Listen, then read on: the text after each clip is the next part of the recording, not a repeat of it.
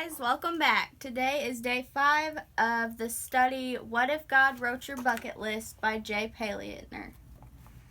The study for today is called Reconsider Rules Carved in Stone. So I'm going to start out by reading it in case you don't have a book so that you can follow along with us.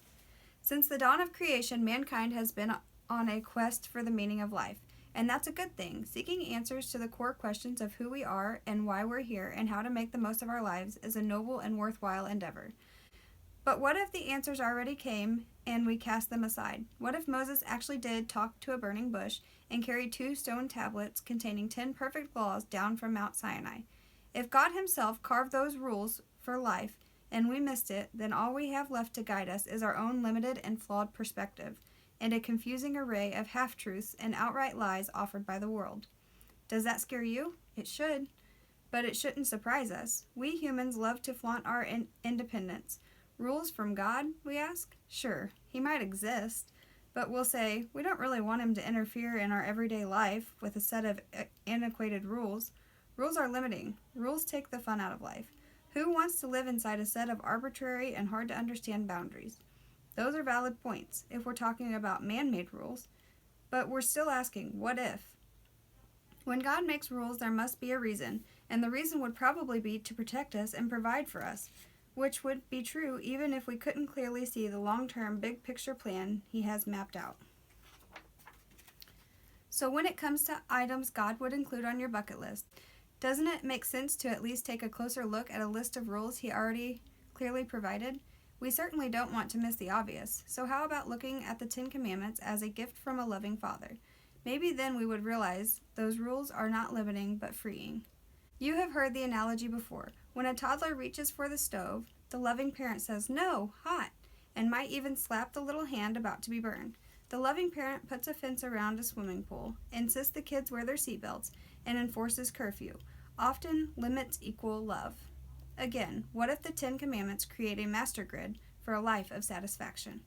When the 10 Commandments were first introduced to the world, the crowd waiting at the bottom of Mount Sinai were initially impressed, but it didn't last. Moses was having a close encounter with the creator of the universe, and the Israelites were melting their jewelry into a golden calf.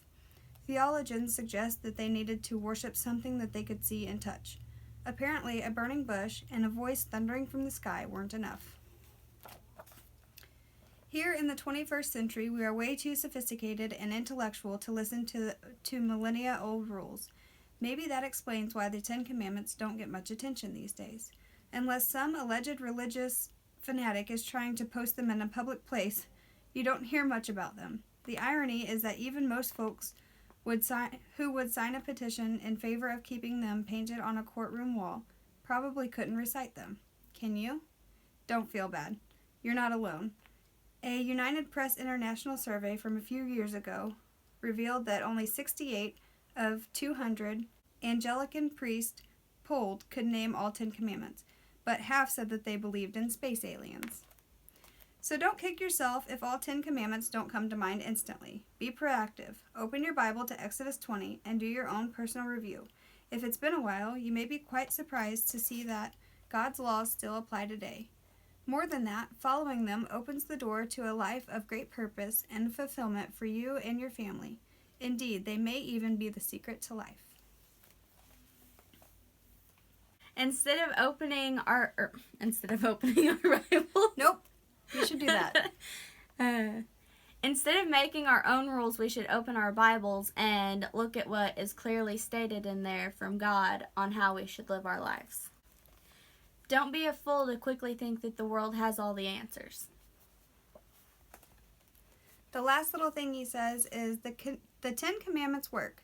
Human experience over the last 3.5 millennia proves it. Even if they don't agree on the source, the world's greatest thinkers validate the principles, and common sense confirms them. 10 fairly clear rules, understand them and embrace them, and this whole silly world might suddenly make more sense. I mean, can you think of one of the 10 Commandments that's a bad rule? I don't think so. We don't need a physical idol that we can see or touch. We just need to have that trust that God knew what he was doing when he gave us the 10 Commandments to live by. So that's the end of this study. We hope you guys enjoyed it, and we hope that it's something that you can apply to your life. Have a good one, guys. And don't forget to shine. Bye. Bye.